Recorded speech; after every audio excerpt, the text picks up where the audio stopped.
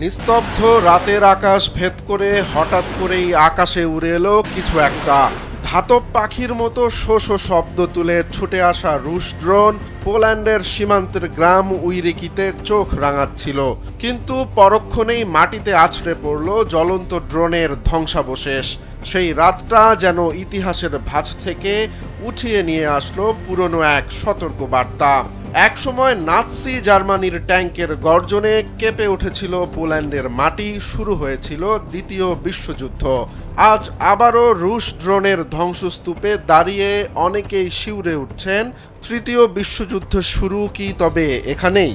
পোল্যান্ডের প্রধানমন্ত্রী Donald Tusk বললেন, এটি নিছক সীমা লঙ্ঘন নয়, বরং এক বিরাট উস্কানি। ন্যাটোর ৪ নম্বর অনুচ্ছেদ সক্রিয় করা হয়েছে, জোটের সদস্যরা একযোগ হয়ে বৈঠকে বসেছে। এর পরপরই ন্যাটোর যুদ্ধ বিমানের মহড়া যেন বুঝিয়ে দিল এই সংঘাত আর শুধু ইউক্রেনে নয়, গোটা ইউরোপের অস্তিত্ব সংকটের প্রশ্ন হয়ে দাঁড়িয়েছে।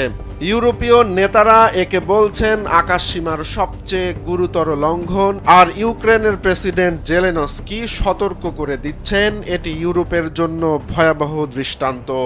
অন্যদিকে বিশ্লেষকদের ধারণা ভ্লাদিমির পুতিন কেবল ন্যাটোর ধৈর্য পরীক্ষা করছেন।